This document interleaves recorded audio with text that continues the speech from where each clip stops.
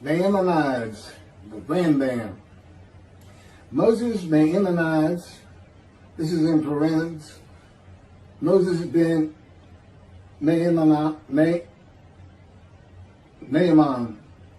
known in rabbinical literature as Rambam, from the acronym Rabbi Moses Ben Maimon, from 1135 to 1204. A rabbinic authority, codifier, philosopher, and royal physician. The most illustrious figure in Judaism in the post-talmudic era, regarded by many of the greatest Jewish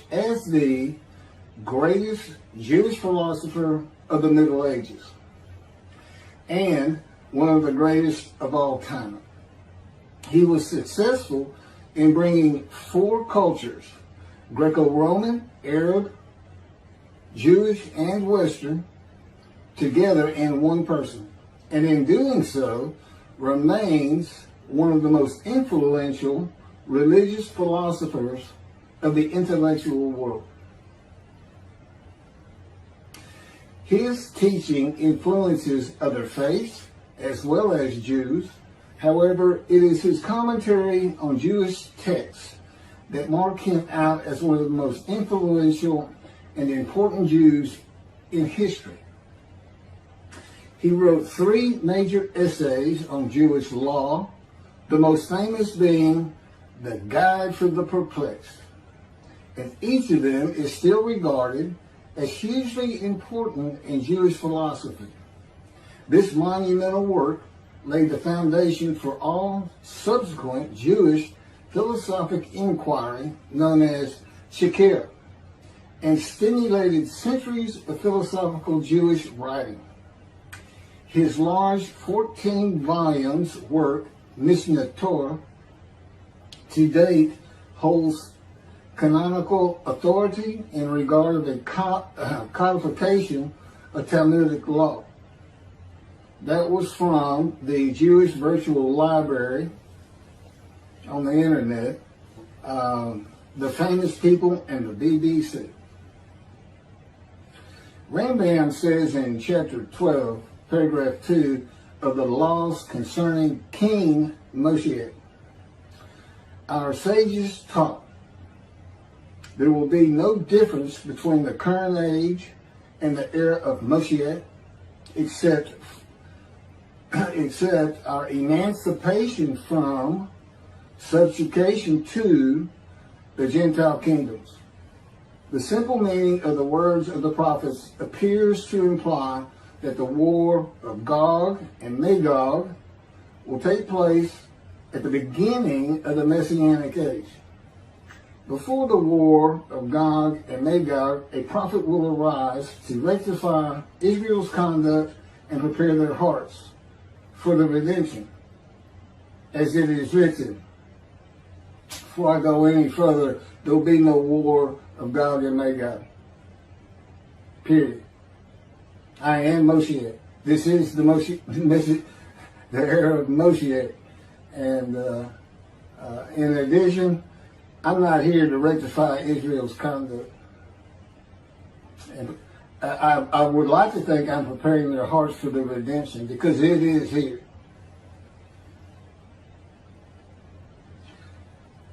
This is from Malachi chapter 3, verse 23.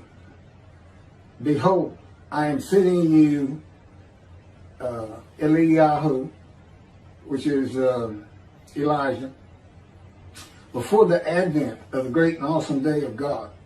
He will not come in order to declare the pure impure, nor to declare the impure pure. Nor will he come in order to disqualify the lineage of those presumed to be of flawless descent, nor to validate lineage which is presumed to be blemished. And I agree. Rather, he will come in order to establish peace in the world. As the above prophecy continues, Malachi 3, verse 24, He will bring back the hearts of the fathers to the children. And that is incorrect. I don't come here to bring peace or have the world come to peace or to establish peace in the world. No one can do that. Humanity will never be at peace. It's just not what man is. It's not how things have ever worked. Elijah does not come to establish peace in the world. And again, God dictated this to me. I didn't come up with all this on my own.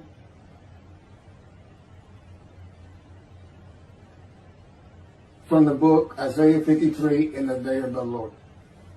Elijah does not come to establish peace in the world, but to make the many righteous by his knowledge in reconciling the sons to the Father and the fathers to the sons of the family members, one to another, of the Jewish people by having them be mindful of the teachings God gave Moses at Order and to the practice of Judaism.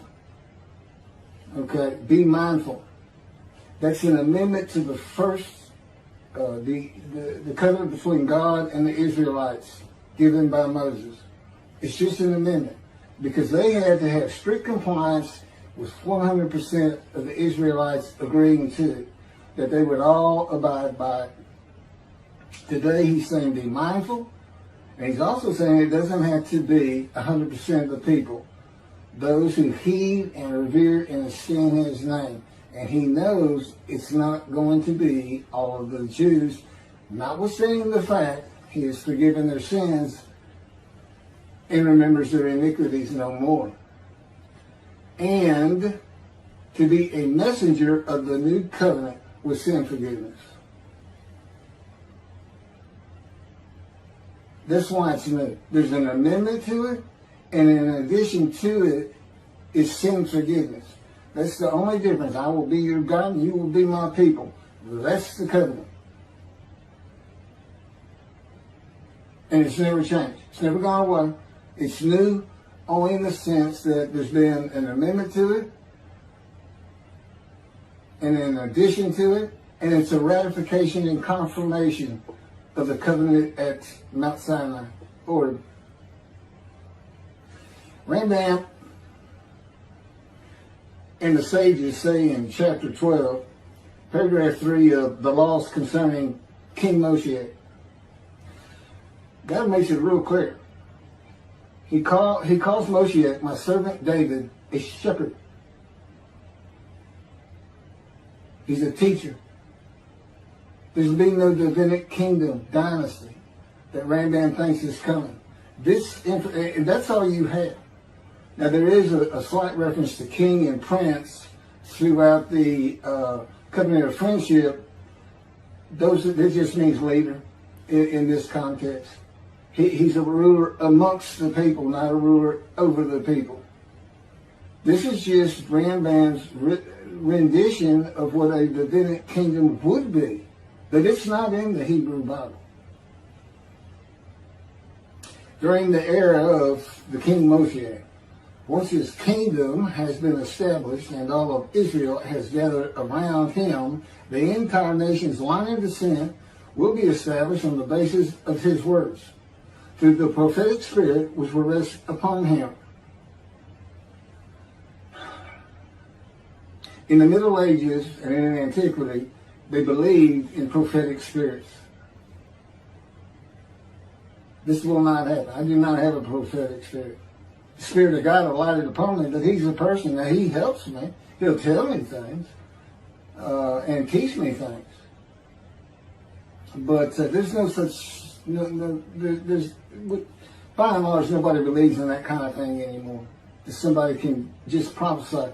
God prophesied. He has absolute knowledge of humanity from Adam on to the ends of the earth.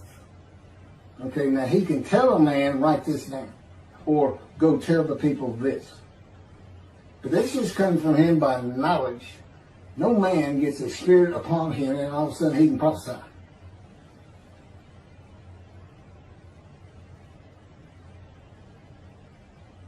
So no, the end-time nation's line of descent is not going to be established by anybody, including not myself, and I am Moshiach, or God himself. So that's just not going to happen. As it is written, he shall sit as a refiner and purifier. He will purify the lineage of the Levites first, stating that this one is a priest of defined lineage, and this one is a Levite, a divine lineage. Rambam basis for this belief is a verse in the book of Ezra, chapter 2, verse 63. The governor said to them, they shall not eat of the most holy things until a priest arises who will wear the yom and the tamim. From this verse, one can infer that the genealogy of those presumed to be of unquestioned priestly and Levitical lineage will be traced by means of the prophetic spirit, and those found to be of such lineage will be made known. He will define the lineage of the Israelites according to their tribe alone, i.e., he will make known each person's tribal origin, stating that this one is from this tribe and this is from another tribe. It's not going to happen. And he's talking about Moshiach being the purifier. He got that wrong too. He shall sit as a refiner and purifier from the first paragraph of chapter 12. Paragraph 3 is not Moshiach. God purifies and refines. And he comes with Elijah and the angel of the covenant that you desire. Rambam says the prophetic spirit will rest upon the anointed one. The prophecy of the Hebrew Bible, the prophecies of God. I just gave you my summarization of before I read this, of what I'm about to reread. The difference is, this sounds better, and this is what God dictated.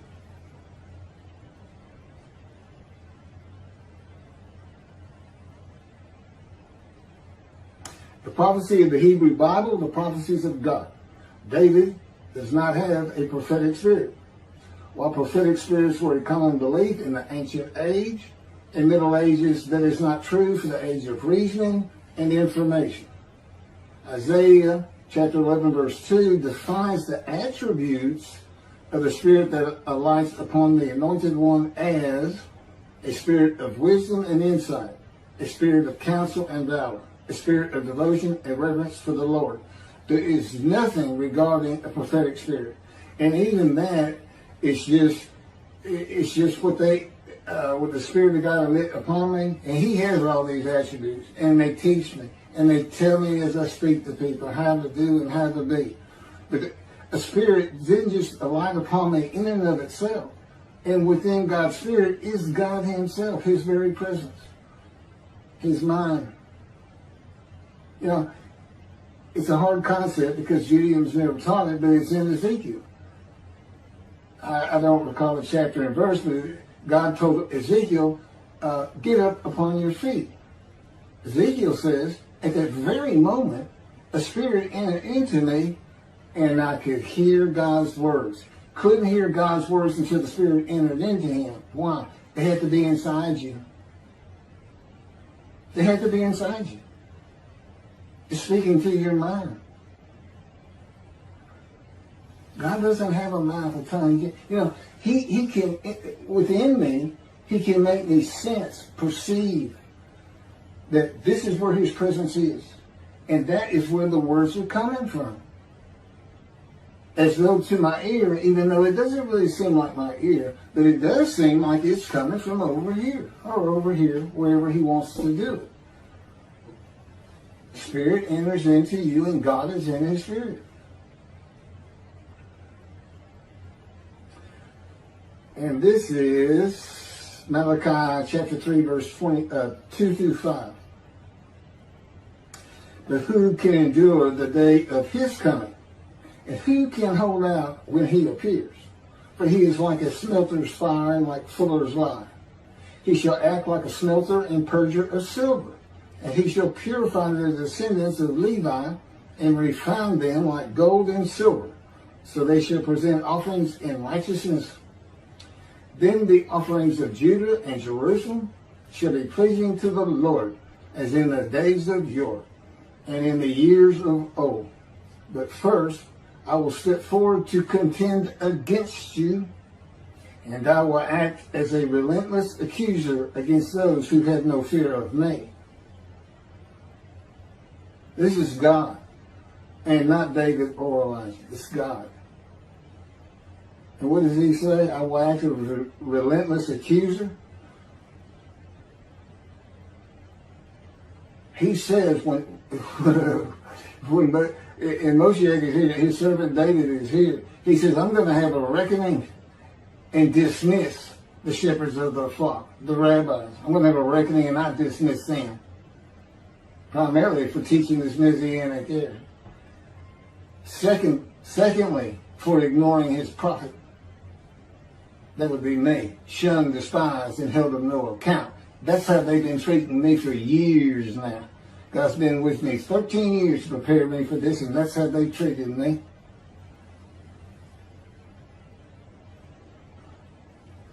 In Hebrew writing, it is common to express the same idea twice. Okay, God's telling me to move on. I don't need to hear that. It just had to do with smelting and this and that. In Malachi 1 and 2, the priesthood has been defiled. They offered polluted offerings. They had turned from God, refused to listen to him, and they profaned God's covenant. They disregard God's ways.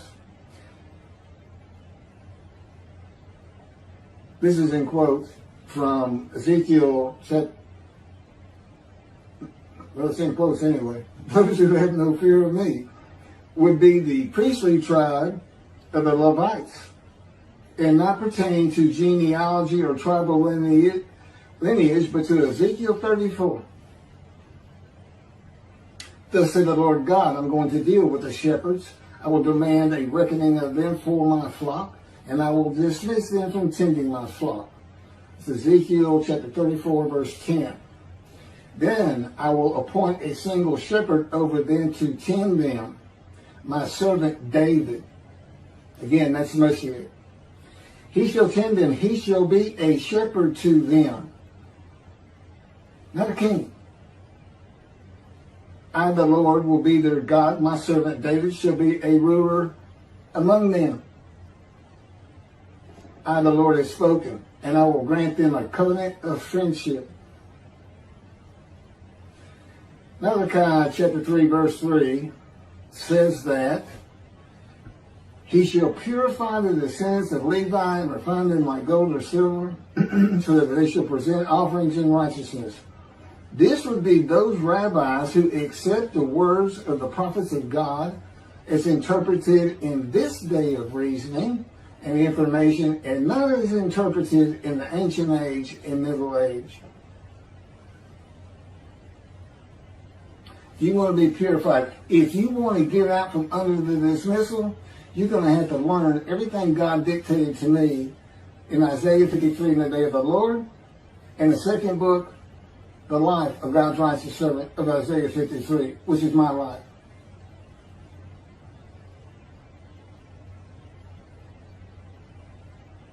That'll purify you. That'll get you back on the scroll of remembrance, so you can see the heaven God is creating. The name Israel still ain't good. The era of redemption, restoration, and exaltation versus the day of the Lord as found in the book. Rambam and the sages interpreted it as a prophecy that Moshiach, with a prophetic spirit, will determine the lineage of the priests and Levites from a verse in the book of Israel. I've covered this. Anyway, the governor said to them, they shall not eat of the most holy things until a priest arise who will wear the Urim and Thummim. This has nothing to do with genealogy of Levites today or purification and refining, or a prophetic spirit on Moshiach. This is not a prophecy of a high priest arising. And it is not Moshiach, but an answer to those that could not prove they were Levites when the verse is put into its proper context. This is Ezra, chapter 2, verses 61 through 63. Of the sons of the priests, the sons of Habiah, the sons of Hakuz, the sons of Barzillai, who had married a daughter of Barzillai and had taken his name. These searched for their genealogical records, but they could not be found. So they were disqualified for the priesthood. The Teshachta ordered them not to eat of the most holy things until a priest with Urim and Thummim should appear. It was just a specific instance. In the Hebrew Bible, the Urim and Thummim are elements of the breastplate worn by the high priest attached to the ephod. They are connected with divination in general and cleromancy in particular, a belief in antiquity and the Middle Ages rarely believed in today. Two objects used by the high priest to answer a question or reveal the will of God. The ephod was made of fine linen and consisted of two pieces which hung from the neck and covered both the back and front, above the tunic and outer garment. Cleromancy is a form of sortition, a casting of lots. A casting of lots in which an outcome is determined by means that normally would be considered random, such as the rolling of dice, that are sometimes believed to reveal the will of God. Casting of lots, the will of God.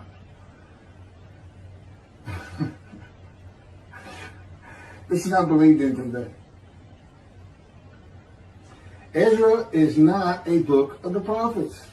Teshachta was not a prophet and did not speak the words of God.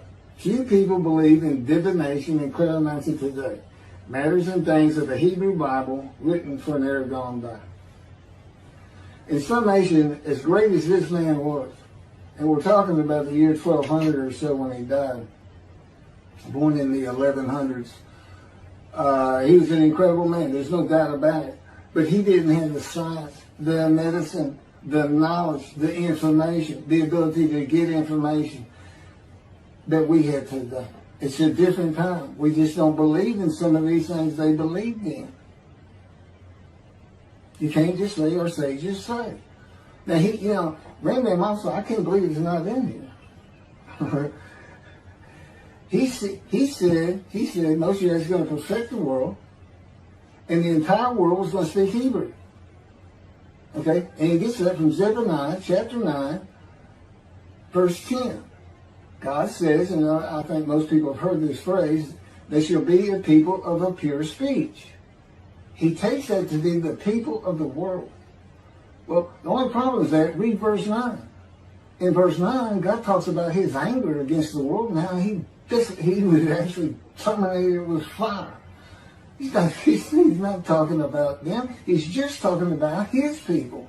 The peoples are the Jewish people. And guess what? Today they are a people of pure speech in Israel. See, the only time an ancient language has been revived in the modern times, and that's Hebrew. That's their official language, along with Arabic in Israel. So it was a true prophecy of God. They should be a people of pure speech, but he's only talking about the Jewish people. When he says the peoples, he's talking about his people. If he's talking about the people of the world, you know what he's going to say? The people of the world. His people. The Jews.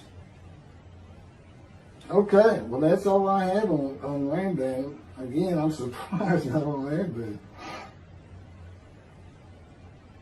Thank you very much for listening.